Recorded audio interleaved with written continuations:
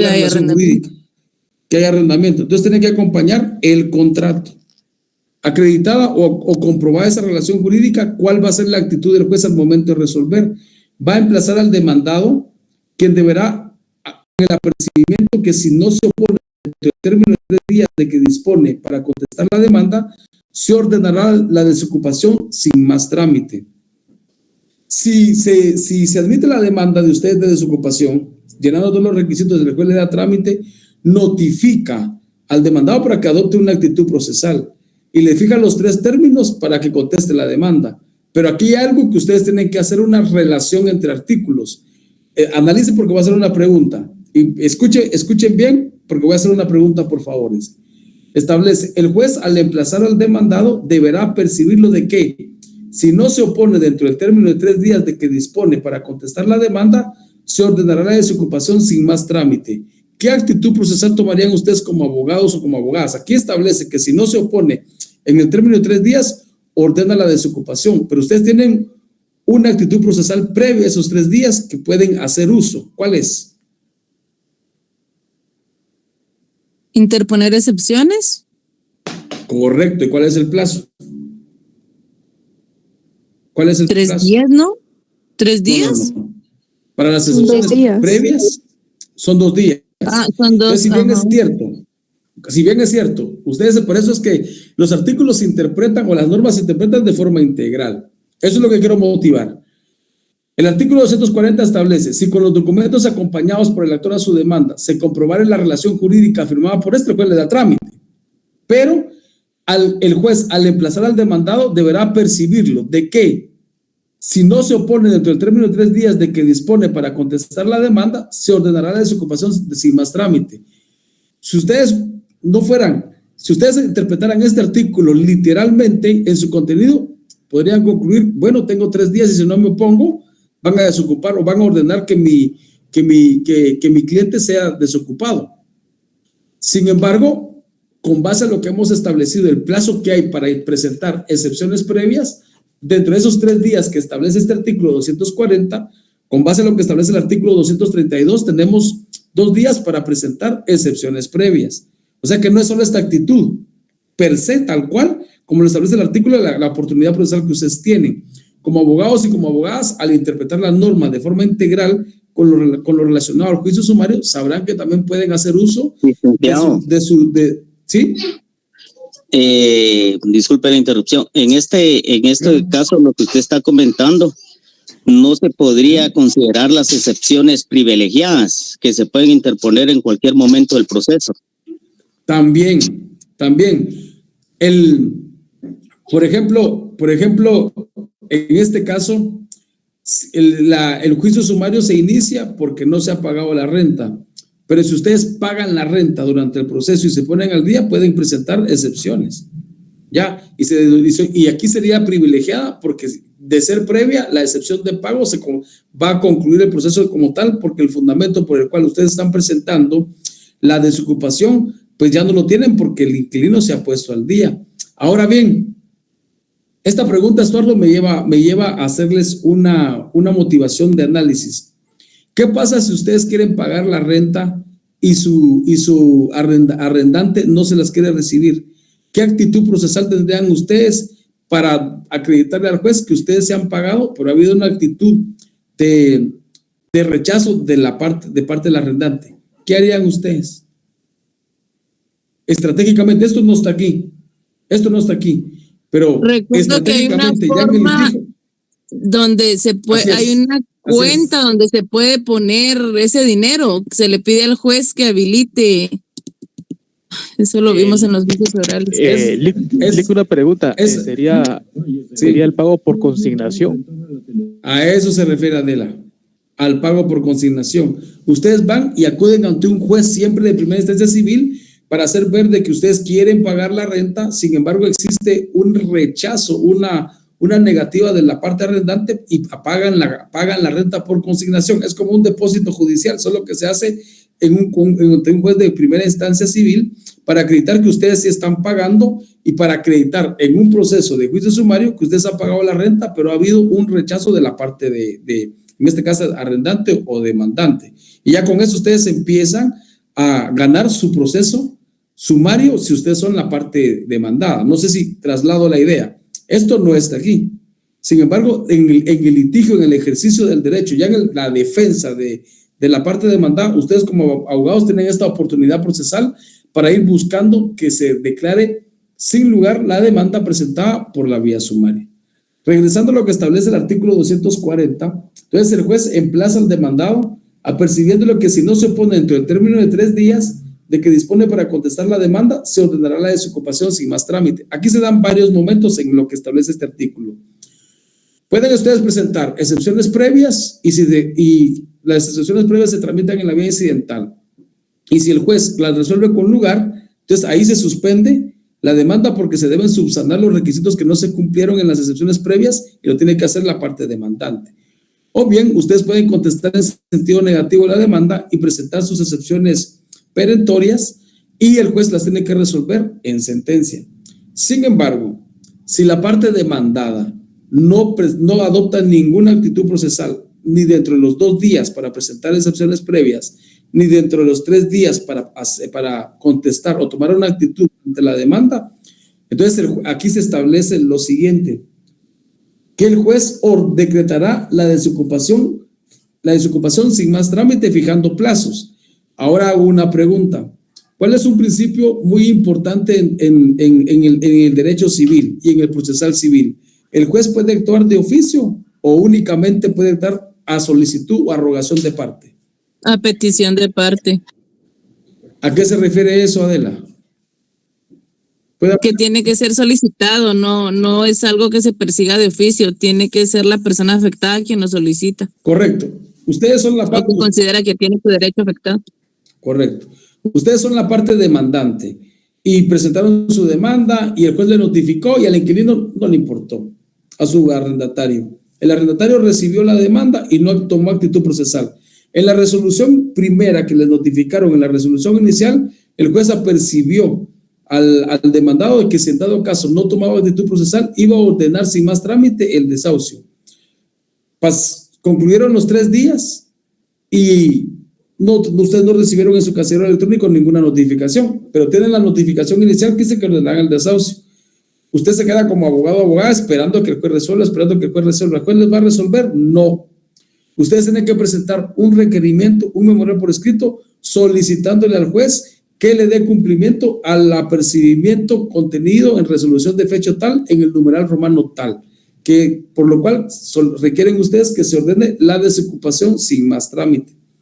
Pero para hacer ustedes más técnico y con mayor fundamento subescrito, requiriendo la desocupación porque la parte demandada no adoptó una actitud procesal, si es de casas o locales de habitación, ustedes van a indicarle que se le fije el plazo de 15 días a la parte demandada para que desocupe.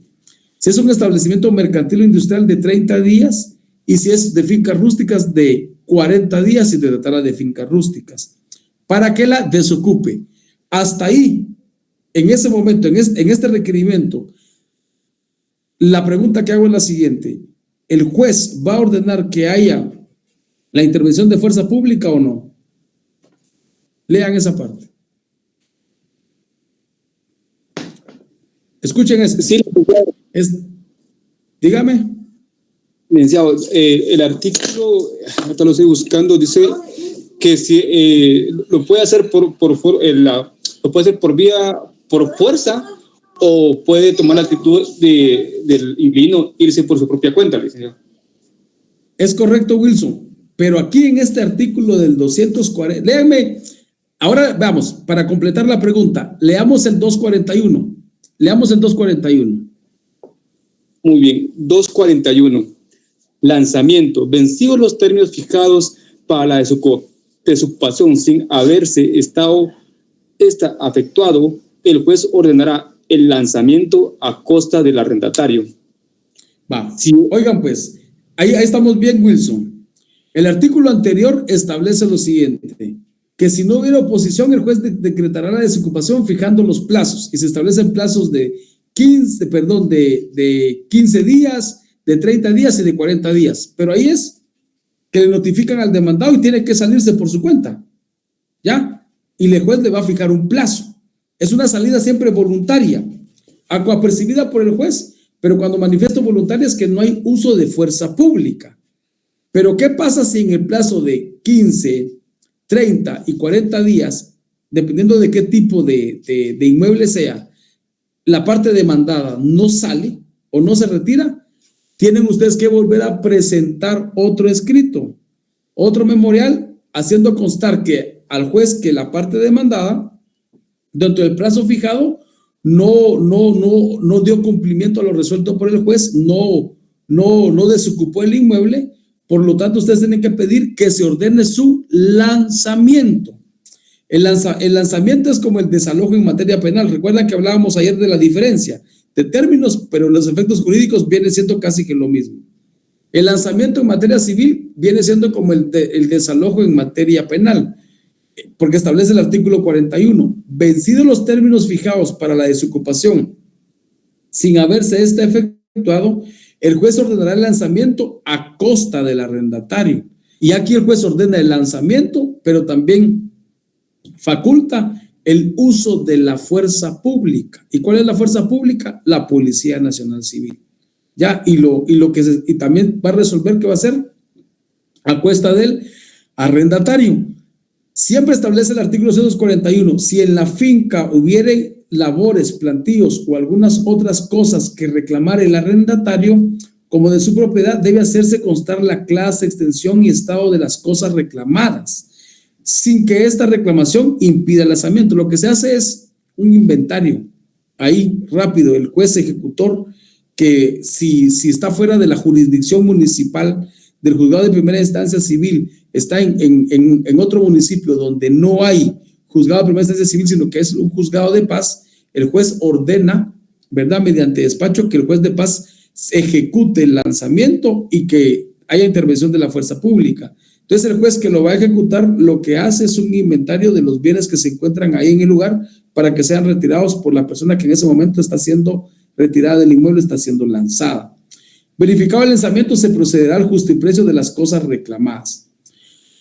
Ahora, cuando se va a dar un lanzamiento, normalmente en la práctica lo que hacen los jueces es que tienen que garantizar los derechos fundamentales irrenunciables de las personas que están enfrentando el proceso civil, ya sea como parte demandante o como parte demandada. Tienen protocolos y lo que regularmente realizan también es invitar a la Procuraduría de los Derechos Humanos para que se constituya como observador. La Procuraduría no puede llegar y detener el lanzamiento, pero sí va a verificar que no se violenten garantías constitucionales, por ejemplo, que las personas no sean agredidas, que el uso de la fuerza pública que se está utilizando no sea desproporcionada a la necesidad. En la práctica, cuando uno acompaña al juez a ejecutar el lanzamiento como parte demandante, se ve que a veces los inquilinos, los arrendatarios, se atrincheran en los inmuebles y cierran las puertas y no quieren salir.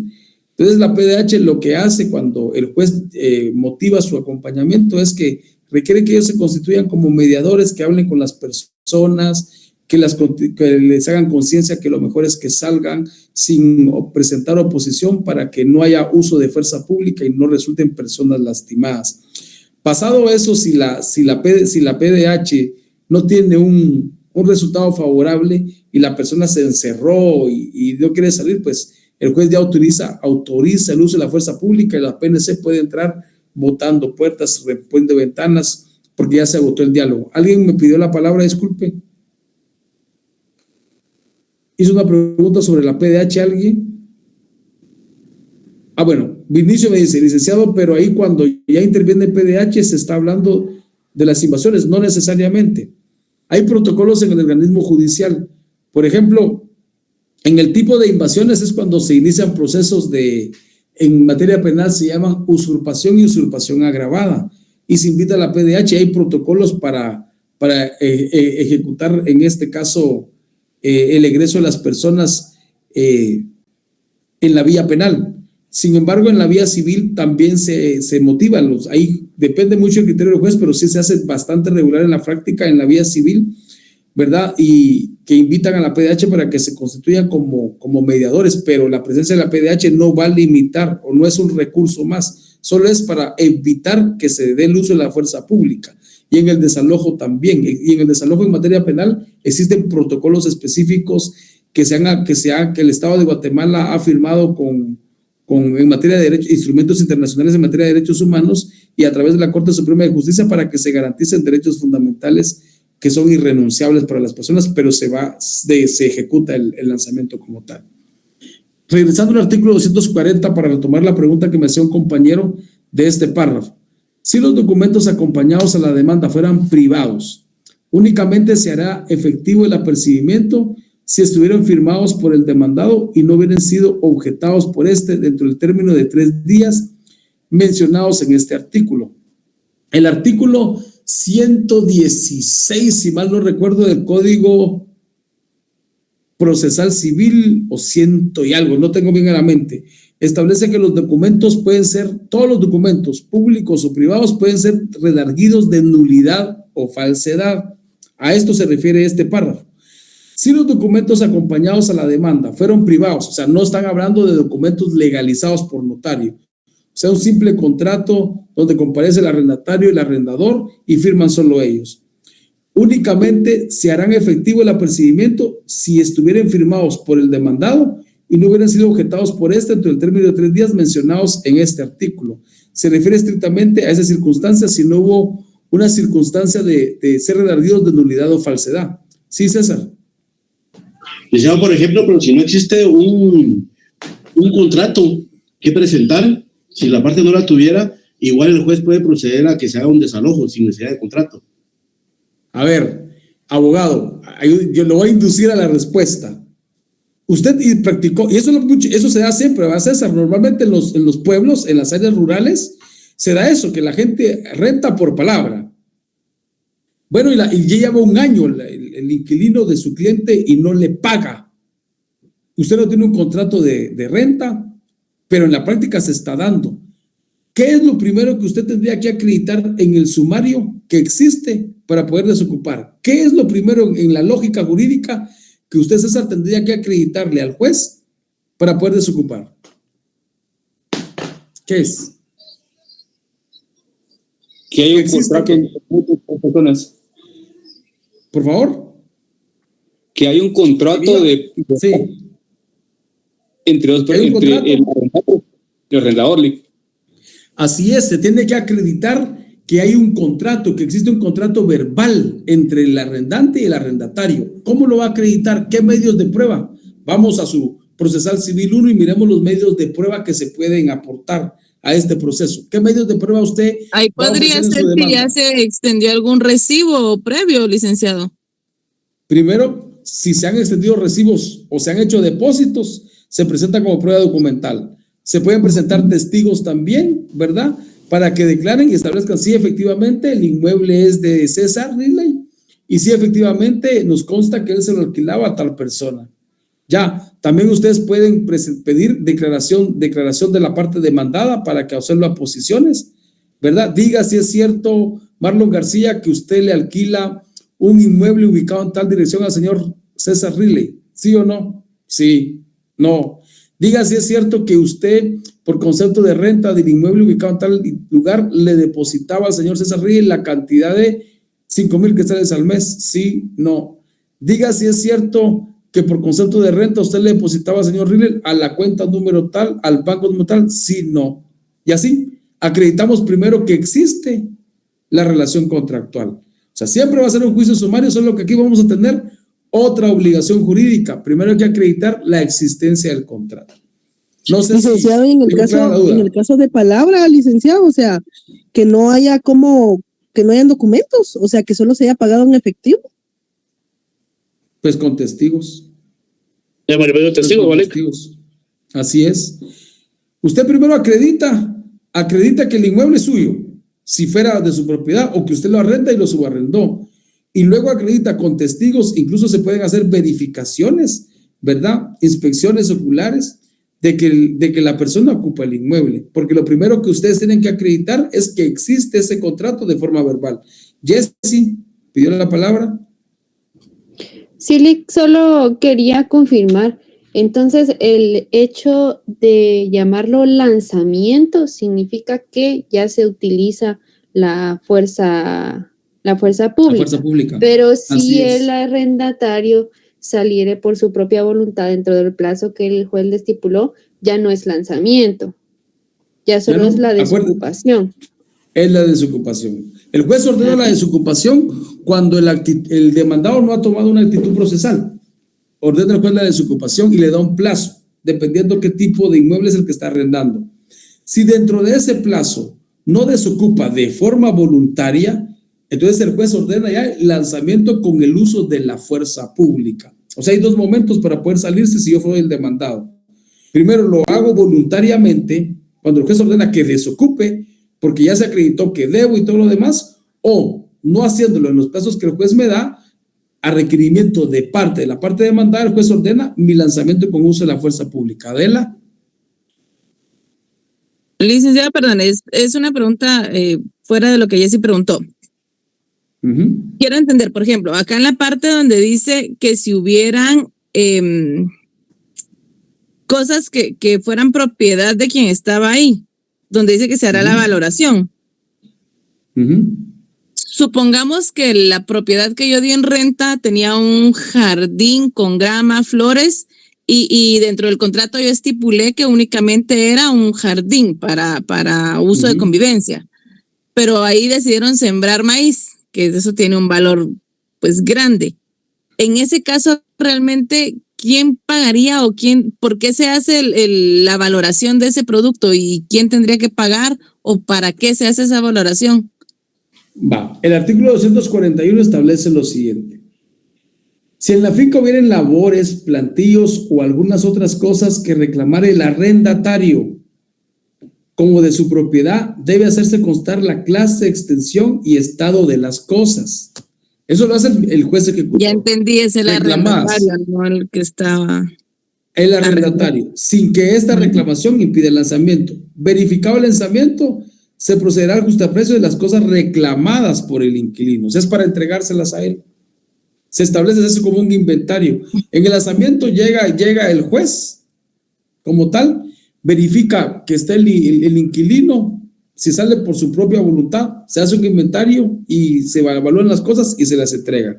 Se debe dejar todo reclamado, porque si no después, y ustedes deben, en la práctica, ustedes deben exigirle al juez que haga su inventario y el justiprecio de las cosas que se están desocupando también, porque no solo son de personas, sino son de cosas o de cosas muebles, para que sean entregadas, porque si no puede venir, eso lo hemos hecho nosotros, puede venir la persona que está siendo lanzada o desocupada del inmueble y puede denunciar al ministro ejecutor o al demandante de apropiación y retención indebida, porque él tenía más cosas de ese inmueble y nunca se les entregaron, o de hurto incluso. Por eso es necesario hacer el inventario y el justiprecio de las cosas. Es para entregar. César.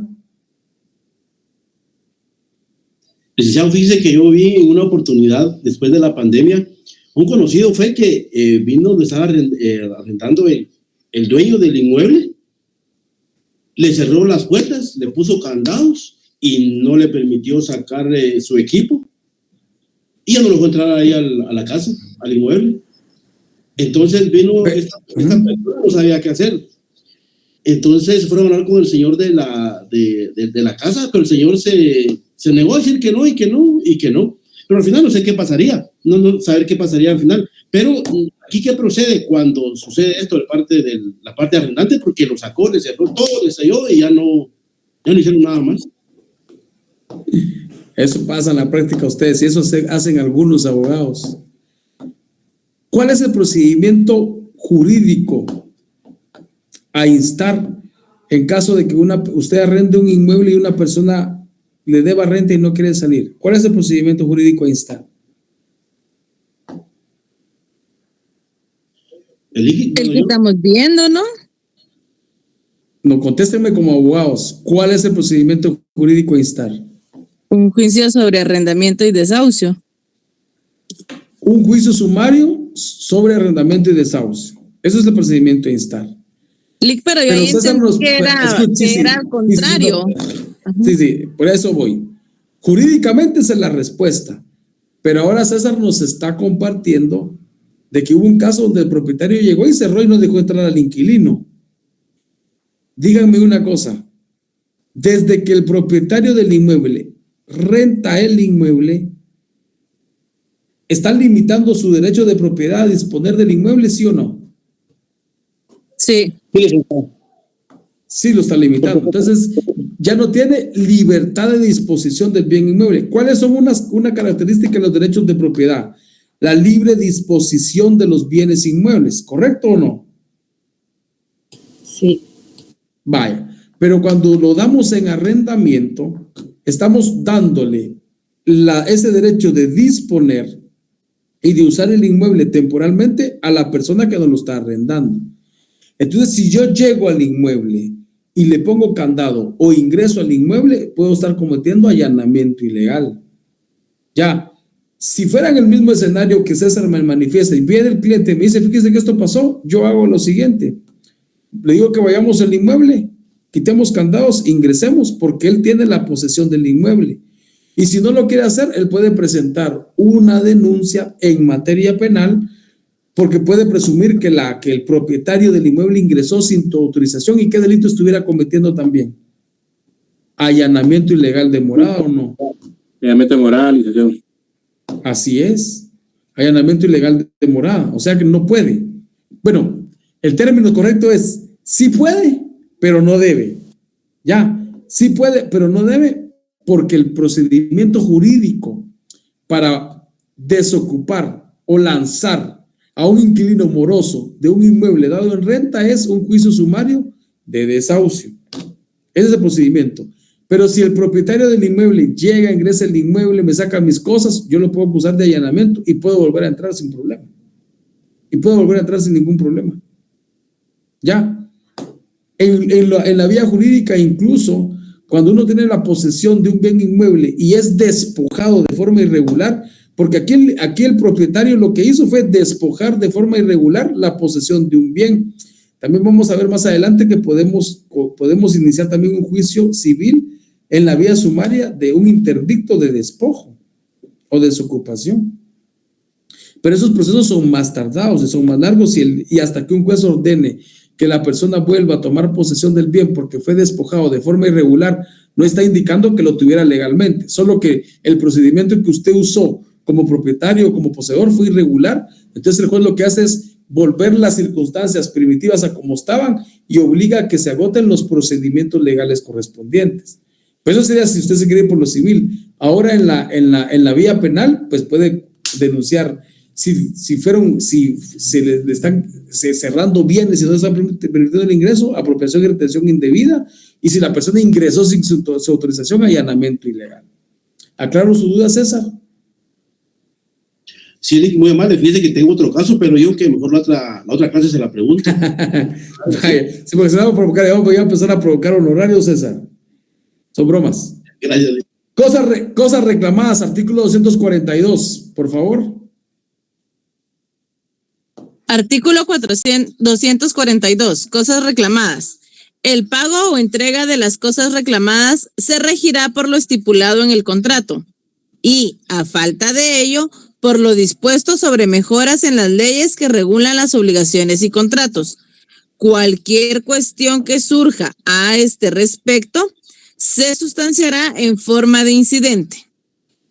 Eso es al momento de que se hace la desocupación, la persona reclama de que se quedaron pertenencias, gabinetes, qué sé yo, que pueden dejar mejoras en el jardín, mesas, cosas, esas circunstancias. Pues el procedimiento para reclamar es el que establece el artículo 242. Esto en la práctica muy poco se da, muy poco se da. La gente desocupa voluntariamente en el plazo que el juez determina o es lanzada porque no desocupó en el plazo que el juez determinó. Salen con todo, ¿verdad ustedes? Se dejan limpia la casa y salen con todos. Incluso en la práctica es bien incómodo porque llega la parte demandada con el juez y con la policía, ingresan con uso de fuerza y sacan las cosas y prácticamente las dejan casi que tiradas en la calle y el juez solo hace un medio inventario y un justiprecio de las cosas y las entrega.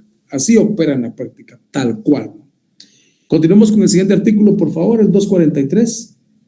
Artículo 243, recursos. Permítame, Yasmín. Presten atención a esto porque esta apelación tiene una característica muy especial. Presten atención, por favor. Continúe, Yasmín, disculpe. No tenga pena. Artículo 243, recursos. Solo son apelables los autos que resuelvan las excepciones previas y la sentencia. Para que se conceda el recurso de apelación, el arrendatario apelante debe acompañar a su solicitud el documento que compruebe el pago corriente de los alquileres o haber consignado la renta dentro del juicio. Escuchen, esta parte es importantísima. Aquí tenemos dos escenarios claros del recurso de apelación. Dos escenarios claros. Solo son apelables los autos que resuelvan las excepciones previas. ¿Ya? Y la sentencia. Dos resoluciones son apelables. Un auto y la sentencia. El auto que resuelva excepciones previas y la sentencia. ¿Por qué se emite un auto cuando se resuelven excepciones previas? ¿Por qué es un auto la resolución que se emite por el juzgado? Porque se resuelve en incidente. Correcto, porque se está resolviendo un incidente. ¿Y los incidentes, cuál es la resolución que se emite para resolver incidentes? Un auto. Entonces, por eso es que establece que solo es apelable el auto que resuelve excepciones previas y la sentencia, pero hay un requisito necesario que se debe acompañar a esa apelación, y lo establece las siguientes dos líneas. Para que se conceda el recurso de apelación, el arrendatario apelante debe acompañar a su solicitud el documento que compruebe el pago corriente de los alquileres, o sea que ya pagaron, o haber consignado la renta dentro del juicio. O sea, estratégicamente, ya su cliente consiguió el dinero, quiere pagar, pero el arrendante no se lo quiere recibir, van y hacen el pago por consignación, y esa resolución donde se tiene por aceptar el pago de consignación por el juez, la acompañan a su apelación y votan el proceso. Detienen el proceso. No hay desocupación y no hay lanzamiento. No sé si queda claro esa parte. Si les preguntaran en el examen, para presentar el recurso de apelación dentro de un juicio sumario, ¿cuáles son los documentos que ustedes tienen que acompañar a su solicitud para que se dé con lugar el recurso de apelación? El documento que compruebe el pago corriente. El documento que compruebe el pago corriente de los alquileres o haber consignado la renta dentro del juicio. ¿Cuál es la diferencia entre renta y alquiler?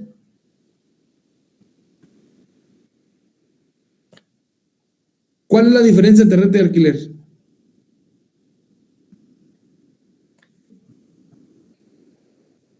Su pregunta de examen ya perdimos. La renta considero que se refiere a la cantidad dineraria que va a recibir el propietario, y la renta se va ahora sobre la propiedad del inmueble, ¿no? Va, muy bien, Jonathan, gracias por responder. ¿Alguien más que quiera responder? ¿Cuál es la diferencia entre renta y alquiler? Porque aquí hace referencia a los dos términos, escuchen. Para que se conceda el recurso de apelación, el arrendatario apelante debe acompañar a su solicitud el documento que compruebe el pago corriente de los alquileres o haber consignado la renta dentro del juicio. ¿Cuál es la diferencia entre renta y alquiler? El alquiler sería la acción LIC ¿Y la renta? Y la renta, el pago, lo económico. Va, renta y alquiler son sinónimos, es lo mismo. ¿Ya? Renta y alquiler son sinónimos. Quebrándonos la cabeza, ¿no?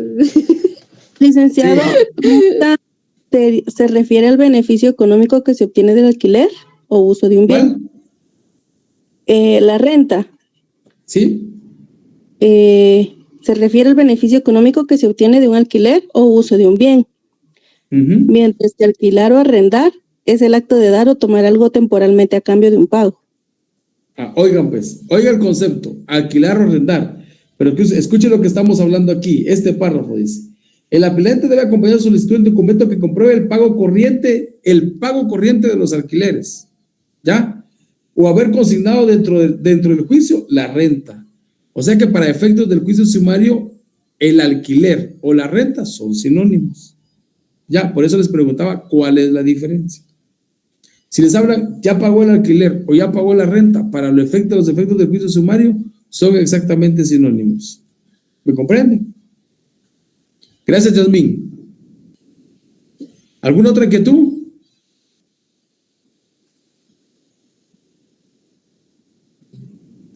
¿Ninguna? Todo claro, Muy licenciado. bien. La próxima clase es presencial y nos vamos a ver ayer 8 días en la San Carlos. Espero que gane la selección de Guatemala. Permítame. Adela, ¿pidió la palabra? Perdón, licenciado, es que ayer se desconectó antes de preguntarle. Solo necesito saber cuándo va a ser su examen de recuperación, Dios mío. Porque no fui al examen extemporáneo. Gracias. Ay, hijo de madre. Les voy a mandar la fecha al Classroom. ¿Usted los examinó, Adela? No, licenciado, estaba enferma, entonces no pude llegar. Presenté su justificación. Presenté a coordinación y tengo la copia de recibido para entregársela, pero como esta semana estamos virtual, solo así lo he visto. Va. Entonces vaya preparada para la otra semana. ¿Te la mando por correo o algo así?